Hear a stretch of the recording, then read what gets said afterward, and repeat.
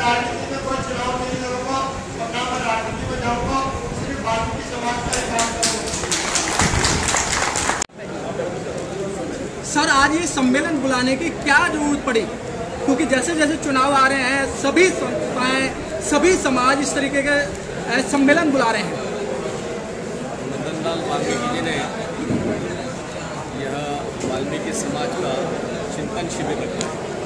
राजनीति से परे होकर आर्थिक, सामाजिक, शैक्षणिक उत्थान हेतु वाल्मीकि समाज की दशा और दिशा आने वाले समय में कैसी होनी चाहिए, इस मुख्य विषय को लेकर ये चिंतन शिविर है।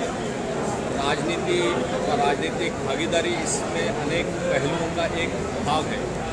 भारतीय जनता पार्टी के प्रधानमंत्री मोदी जी ने सबका साथ सबका विकास ये नारा लगाकर देश में आज कार्य कर रहे हैं। वाल्मीकि समाज अपने इस राष्ट्र निर्माण के काम में अपनी भूमिका कैसे अदा कर सकेगा, जिससे वाल्मीकि समाज का सामाजिक, आर्थिक उत्थान हो, शैक्षणिक प्रगति हो। इस चिंतन शिविर का मुख्य उद्देश्य है। मुझे लगता है कि आने वाले समय में वाल्मीकि समाज राष्ट्रीय प्रवाह में अपना अमूल्य योगदान अर्जित करेगा। सर, आज भी देश को आज़ाद हुए 70-72 साल हो गए, आज भी जातीय स्तर पर इनके साथ भेदभाव होता है। ये बात सही है कि देश के जनजीवन में आज भी जातीयता की जड़ें घर कर बैठी है। सबका प्रशासन के माध्यम से ये भेद दूर नहीं होगा तो लोगों का मन, लोगों की सोच इस संदर्भ में बदलाव के लिए अधिक कारण होगा।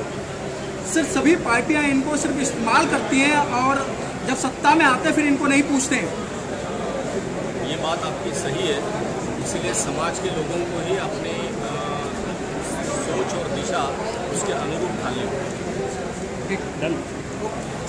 गड़बड़ियाँ पाई गई हैं। हमारे दिल्ली के विधायक सौरभ जी ने उसको साबित भी किया है डेमो के माध्यम से, और वो एक सच्चाई है। ईवीएम में जादूगरी की जा रही है, उसके गड़बड़ की जाती है मशीन के साथ, और वोट जो है जब एक बटन दबता है तो 3-3 भारतीय जनता पार्टी के वोट गिनाए जाते हैं। ये सब साबित हो गया है। लेकिन ये सरकार निरंकुश हो गई है, पूरे प्रशासन को अपने कब्जे में ले लिया है, पूरे सिस्टम को अपने कब्जे में लेकर ईवीएम के माध्यम से हर राज्य में जहाँ जहाँ चुनाव हो रहे हैं, ये जबरन जो है ना चुनाव आयोग को अपने कब्जे में लेकर ये लोग अपनी जीत को सुनिश्चित करना चाहते हैं। लेकिन कई राज्यों में जहाँ उपचुनाव हुए हैं वहाँ पर इनको हार मिली है, उससे संदेश आ रहा है कि ये लोग अपनी निरंकुशता से बाहर जाएंगे और आगे टाइम में इनको भविष्य में मौका नहीं मिलेगा शासन का। Thank you. नाम हरभजन सिंह सिद्धू, मैं राष्ट्रीय महामंत्री हूँ हिंद मजदूर सभा, जो देश का एक राजनीतिक मजदूर संगठन है। और आज मेरे को यहाँ पर राष्ट्रीय वाल्मीकि सम्मेलन है, राष्ट्रीय वाल्मीकि सम्मेलन, उसमें निमंत्रण है। उस निमंत्रण पर यहाँ पर पहुँचा हूँ। और सारे देश को मालूम है कि जो देश में वाल्मीकि समाज एक समाज को स्वच्छ रखने के लिए, देश को स्वच्छ रखने के लिए जिस तरीके से अपने ईमानदारी से काम करता है, उसको उतना सम्मान देश में नहीं मिल रहा। बावजूद इसके कि कानून बन गए हैं, रिजर्वेशन हो गई हैं, और रिजर्वेशन का फ़ायदा वाल्मीकि समाज को पूरे देश में कहीं पर नहीं मिल रहा। और अगर आप देखें कि 70 साल हो गए देश को आज़ाद हुए, अभी तक पूरे देश में बिना वाल्मीकि समाज के कोई भी घर रह नहीं सकता है। और इतना इम्पोर्टेंट तब काम ये करते हैं, तो उसका इनको सम्मान ना समाज में मिलता है, ना राजनीति में मिलता है, और ना इनको आर्थिक उत्थान इनका हुआ है। ये अपनी जगह पर वहीं खड़े हैं जो पहले 70 साल पहले थे। तो इसके लिए इन्होंने ये सम्मेलन बुलाया है, और अध्यक्ष जो है वो हमारे बहुत बड़े मित्र हैं। सिद्धू जी, जैसे कि बताया गया कि आपने रेलवे के अंदर जो वाल्मीकि समाज का बहुत बड़ा योगदान दिया, आपने उनकी भर्ती कराई। आज वाल्मीकि समाज एक अपने आप को अछूता समझ रहा है, क्या कारण है? जो काम करता है वो दूसरा कोई काम नहीं कर सकता। मैंने रेलवे में 42 साल लीडरी की है और हर पद पे की है, और अभी मैं पूरे हिंदुस्तान की रेलवे को जो है नेतृत्व भी करता हूँ। 17 जोन का एफिलिएशन हमारे साथ है।